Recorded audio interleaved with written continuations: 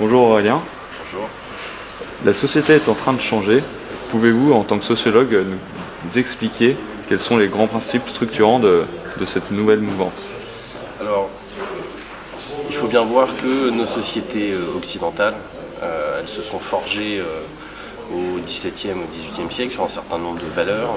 Et les trois valeurs principales, ce sont la rationalité, le progrès et l'individu. Et ces trois valeurs-là, aujourd'hui, elles sont remises en question par plein de comportements, par plein de mutations technologiques, sociales, culturelles. Et donc on voit émerger une nouvelle forme de société qu'on appelle la société postmoderne, avec donc de nouvelles valeurs qui vont impacter le monde de la banque, à la fois dans son organisation en tant qu'entreprise et dans son organisation vis-à-vis de la relation client qu'elle va établir justement avec ses nouveaux consommateurs et ses nouveaux comportements. Alors, justement, donc cette relation client, en quoi elle va changer? Et finalement, quel est le nouveau comportement des clients d'une banque?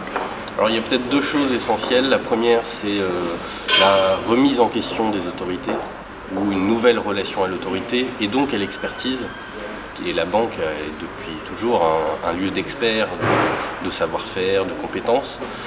Mais si pendant, disons jusque dans les années 90, on s'adressait à un expert pour avoir un avis éclairé, finalement pour que lui nous dise quoi faire, aujourd'hui on se rend compte que cette relation d'autorité, elle s'horizontalise en quelque sorte, ou elle s'inverse. C'est-à-dire qu'on ne cherche plus tant à s'adresser à un expert pour avoir une vérité objective, plutôt que on s'adresse plutôt à ses pairs pour essayer de trouver de l'empathie. C'est-à-dire pour avoir quelqu'un en face de soi qui vit la même expérience que vous et qui donc peut vous faire bénéficier de son expérience. Donc on n'est plus dans une relation de quelqu'un qui sait et de quelqu'un qui ne sait pas, on est plutôt dans une relation d'accompagnement. C'est la première chose. La deuxième chose, c'est la transformation de la relation de confiance, qui est corrélative en fait à cette remise en question des experts.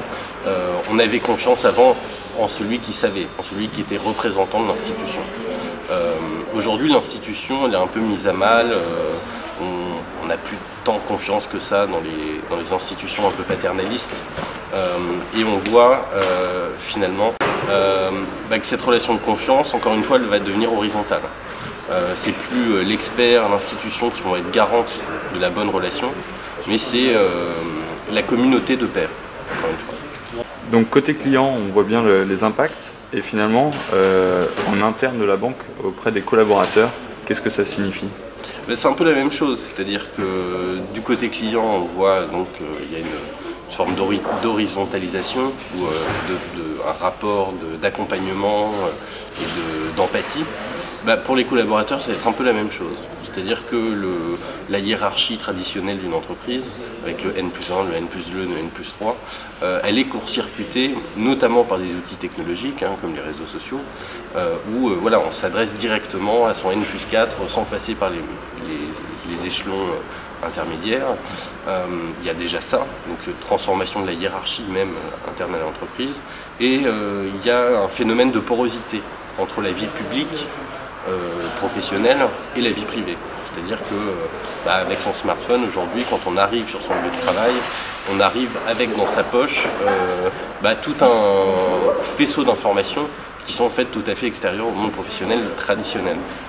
Et ce petit phénomène-là, qui pourrait être anodin, en fait, il remet en question l'espace de travail en tant qu'espace fermé. C'est un espace qui s'ouvre et du coup des compétences qu'on peut développer au cours de ses hobbies, de ses passions, de ses loisirs, peuvent venir contaminer en quelque sorte les compétences de travail. Et donc quelqu'un qui n'a pas fait les études pour avoir les compétences de je ne sais trop quel autre poste, a pu les acquérir autrement. Voilà. Et donc il y a cette porosité vie privée, vie professionnelle, qui est aujourd'hui quelque chose qui fait un peu éclater les cadres de l'entreprise d'un point de vue ressources humaines, notamment sur le temps de travail. Où on peut emmener du travail chez soi, bosser à la maison, on peut utiliser son ordinateur de bureau pour regarder, je sais pas, ses vacances, pour prendre un billet d'avion, etc., etc. Et donc il y a cette porosité-là qu'il va falloir à un moment ou à un autre prendre en compte. Merci beaucoup.